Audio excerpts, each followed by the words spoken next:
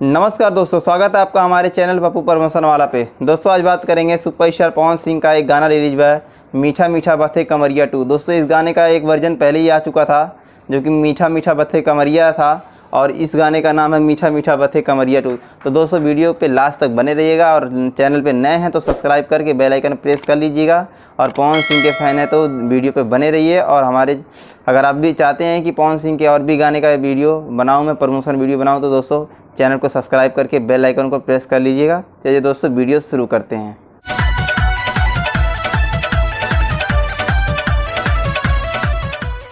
दोस्तों बात करेंगे इस वीडियो के इस गाने के बारे में। तो गाने में जो सिंगर हैं पवन सिंह हैं, आप लोगों को तो पता होगा पहले से, और इसके म्यूजिक डायरेक्टर हैं छोटे बाबा, और जो इसके लिरिक्स राइटर हैं प्रकाश बारूद भैया तो एकदम बारूदी लिखे हैं गाना।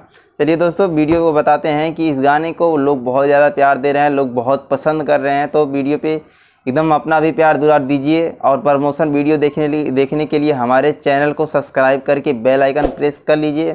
ऐसे ही वीडियो आप लोगों को मिलते रहेंगे। तो दोस्तों उम्मीद करता हूँ कि आप लोगों को ये वीडियो अच्छा लगा होगा, अगर अच्छा लगा तो प्लीज़ चैनल को सब्सक्राइब कर आइकन प्रेस कर लीजिए। चलिए दोस्तों, जय भोजपुरी।